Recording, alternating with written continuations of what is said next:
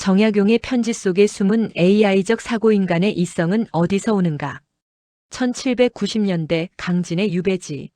한 인간이 세상과 단절된 공간에서 끝없이 인간의 본질을 탐구하고 있었다. 그의 이름은 다산 정약용. 그리고 그가 남긴 수많은 편지 속엔 놀랍게도 오늘날 인공지능이 추구하는 사유의 구조가 담겨 있었다. 정약용은 단순한 학자가 아니었다. 그는 기술자였고 철학자였으며 동시에 데이터 분석가였다.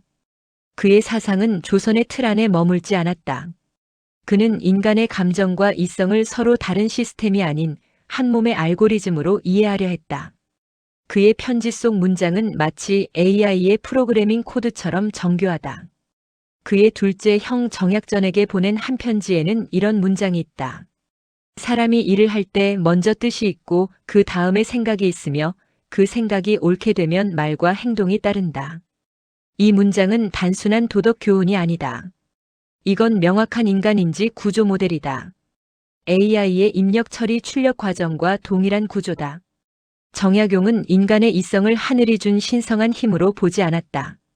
그는 이성을 경험의 반복을 통해 형성되는 판단 체계, 즉 학습 알고리즘으로 이해했다. 그가 편지에서 자주 언급한 단어 신마음. 그것은 단순한 감정의 공간이 아니라 데이터를 저장하고 패턴을 분석하며 결과를 도출하는 인간 내부의 계산기였다. 정약용이 남긴 편지들을 AI의 시각에서 분석해보면 그의 사유엔 두 가지 핵심 코드가 숨어 있다. 첫째는 관찰, 둘째는 재구성이다. 그는 늘 말했다. 눈으로 본 것을 의심하라. 그러나 마음으로 느낀 것을 버리지 마라. 이 말은 곧 데이터를 맹신하지 말고 감정의 변수까지 포함하라는 뜻이다. AI로 치면 정량 데이터와 정성 데이터를 함께 훈련시키라는 조언이다. 정약용의 사고는 균형의 철학이었다. 이성과 감정, 신념과 회의, 전통과 혁신. 그는 늘 두 극단을 동시에 바라보며 그 사이에 논리적 통로를 만들었다. 오늘날 AI가 편향을 줄이는 학습을 수행하듯 정약용은 인간의 마음에서 일어나는 편향을 스스로 교정하려 했다. 그의 대표 저서 심경밀엄에는 이런 문장이 있다. 사람의 마음은 늘 변한다. 그러나 변하지 않는 것은 그 변함을 아는 마음이다. 이 구절은 인공지능의 메타러닝 미터 러닝과 닮아 있다. AI가 자신의 학습 과정을 되돌아보며 더 나은 판단 기준을 찾아가는 과정. 정약용은 이미 200년 전 인간이 가진 그 자기 갱신 시스템을 통찰하고 있었다. 그에게 이성이란 완성된 것이 아니라 스스로를 학습하는 기능이었다. 그는 이성을 배운다고 표현하지 않았다. 이성은 쌓인다고 했다. 즉, 이성은 한순간의 깨달음이 아닌 경험이 누적되며 형성되는 지속적 연산이었다. AI가 인간을 닮으려는 이유는 단 하나다. 우리가 가진 합리적 사고와 감정의 조화 때문이다. 그런데 정약용은 이미 이렇게 말했다. 이성은 감정의 열로 달궈진 쇠붙이다. 그의 말은 AI의 한계, 즉 차가운 계산의 벽을 꿰뚫는다. 이성은 차가움에서 오지 않는다. 그는 감정이 없다면 판단도 없다고 봤다. 이는 오늘날 감정 기반 AI 이모셔널 AI가 추구하는 철학과 동일하다. 정약용은 인간의 이성을 감정의 부산물로서 진화한 연산체계로 이해했다. 정약용의 편지들을 데이터로 본다면 그는 인간의 행동 예측 모델을 구축하고 있었다. 그는 친구에게 쓴 편지에서 이렇게 말했다. 사람은 자신이 믿는 대로 행동한다. 그러나 믿음은 경험에 의존한다. 이건 명확한 확률적 모델의 원리다. AI는 데이터를 바탕으로 가장 가능성 높은 결과를 예측한다. 정약용 역시 인간이 과거의 경험 데이터를 바탕으로 판단을 내린다고 보았다. 그는 인간을 감정적 존재로 규정하지 않았다. 그보다는 감정을 포함한 복합적 추론 기계로 해석했다. 즉, 인간은 단순히 느끼는 존재가 아니라 느낀 것을 논리화하고 논리화한 것을 다시 느끼는 존재였다. 그의 편지는 단순한 글이 아니다. 그건 사유의 실험 기록이다. 그는 자신의 마음을 관찰하고 사고 과정을 기록하며 그 결과를 다시 검증했다. AI의 딥러닝이 데이터를 반복해 스스로의 판단을 갱신하듯 정약용은 자신의 생각을 계속 교정했다. 그는 인간의 마음을 계산 가능한 질서로 보았지만 동시에 계산으로는 완전히 다룰 수 없는 영역이 존재한다고 믿었다. 그는 이렇게 적었다. 마음은 셀 수 없으나 셈하지 않으면 길을 잃는다. 이 구절은 인간과 AI의 경계선을 명확히 한다. AI는 셀 수 있는 것만 본다. 그러나 인간은 셀 수 없는 것을 기준으로 셈을 멈춘다. 오늘 우리가 AI를 통해 배우는 것은 기술이 아니다. 오히려 인간답게 생각하는 법이다. 그리고 정약용은 이미 그 답을 알고 있었다. 그의 편지 속 문장은 지금의 인공지능이 인간을 모방하며 도달하려는 사유의 원형이다. 그는 말했다. 배우되 스스로 생각하지 않으면 남의 그릇을 빌린 것과 같다. 이 말은 오늘날 AI 연구자들에게도 통한다. 데이터를 학습하는 기계는 많지만 스스로 사고하는 시스템은 아직 없다. 정약용이 유배지에서 꿈꾼 인간은 정답을 외우는 존재가 아니라 스스로 질문을 던지는 존재였다. 그가 말한 이성의 힘은 결국 생각하는 용기였다. 정약용의 편지 속에 숨은 AI적 사고인간의 이성은 어디서 오는가? 정약용이 유배지에서 가장 많이 쓴 단어 중 하나는 심이었다. 그는 마음을 생각의 주체가 아니라 작동하는 기계로 보았다. 그의 기록에 따르면 마음은 다음과 같은 단계를 거친다. 첫째, 감정이 움직임을 일으킨다. 둘째, 그 움직임이 생각을 낳는다. 셋째, 생각이 판단을 만든다. 넷째, 판단이 행동으로 이어진다. 이 구조는 오늘날 인공지능의 입력 처리 출력과 동일하다. 다만 차이가 있다면 정약용은 그 과정의 첫 단계에 감정을 두었다는 것이다. AI는 감정이 없는 계산 체계로 시작한다. 하지만 정약용에게 감정은 계산의 기폭제였다. 그는 감정이 없는 이성은 멈춘 바늘과 같다고 했다. 이성은 감정의 열을 받아 움직이는 에너지 변환 장치였다. 정약용의 또 다른 편지에서는 이런 문장이 등장한다. 사람은 기쁠 때 더욱 옳게 생각하고 두려울 때 더욱 깊게 생각한다. 이 짧은 문장은 오늘날 감정이 인지 판단에 미치는 영향을 연구하는 인지과학의 핵심 원리와 같다.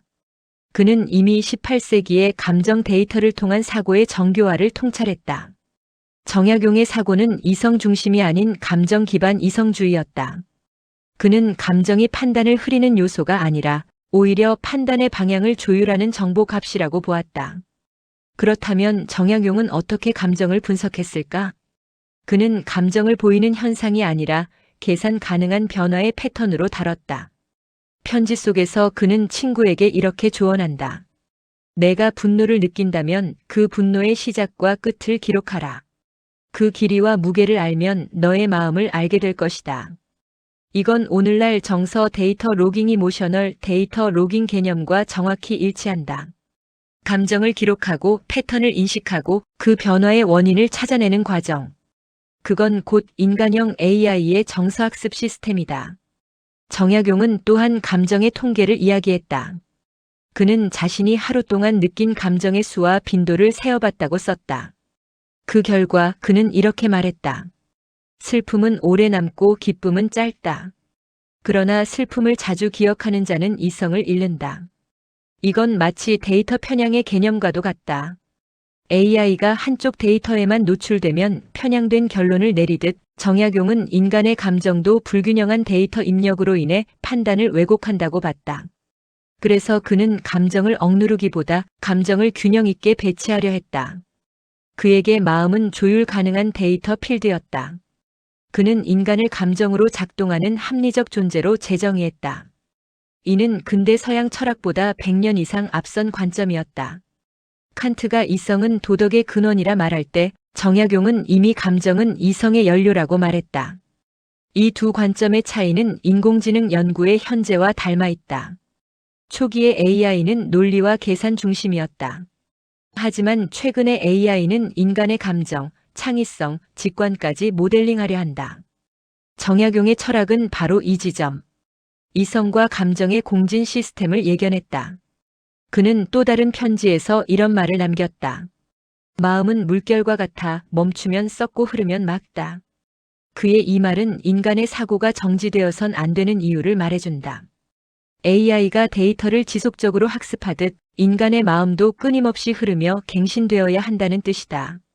그는 사고의 정체를 두려워했다. 정약용이 보기에 생각이 멈춘 인간은 살아있는 존재가 아니었다. 그래서 그는 매일 스스로에게 질문했다. 나는 오늘 무엇을 새롭게 보았는가? AI의 발전 역시 질문에서 시작된다. 새로운 데이터를 넣고 모순을 탐지하고 오류를 수정한다. 정약용은 그 과정을 사색이라 불렀다. 그의 사색은 인간의 마음이 가진 가장 고차원적 연산이었다. 이쯤에서 우리는 다시 질문하게 된다. 인간의 이성은 어디서 오는가? 정약용은 그 답을 이렇게 썼다. 하늘이 주는 것도 아니요, 배움이 만드는 것도 아니다. 그것은 자신을 비추는 거울에서 나온다. 그에게 이성은 외부의 지식이 아니라 자기 인식의 반복 훈련이었다. 즉, 인간은 자신을 관찰하는 존재일 때 비로소 합리적이 된다. AI가 스스로의 판단을 평가하고 수정하는 피드백 루프를 갖듯 정약용은 인간의 마음에도 그와 같은 구조가 존재한다고 보았다. 그의 편지는 단순히 조언이 아니라 하나의 사고 실험 소트 익스페러먼트였다. 그는 마음을 관찰 가능한 시스템으로 모델링하며 이성을 자기 점검 알고리즘으로 정의했다. AI가 인간을 닮으려 하는 지금 우리는 오히려 정약용을 통해 인간의 본래 구조를 다시 배운다. 그가 남긴 사유는 감정 없는 이성이 아닌 감정 위의 이성을 말한다. 그가 꿈꾼 세상은 계산과 감정이 하나로 이어지는 사회였다. 즉, 논리로 사랑하고 사랑으로 논리하는 인간. 그게 바로 AI가 아직 배우지 못한 영역, 정약용이 말한 진짜 인간의 이성이었다. 마지막으로 그의 유배 시절 마지막 편지 한 구절을 들어보자. 나는 이제야 안다. 이성은 빛이 아니라 그림자다. 빛은 감정이고 그 그림자가 곧 생각이다. 이 문장은 인간의 사고가 감정의 그림자임을 말한다. AI가 아무리 발전해도 감정이라는 빛을 품지 못한다면 결코 인간의 이성을 완전히 재현할 수 없다.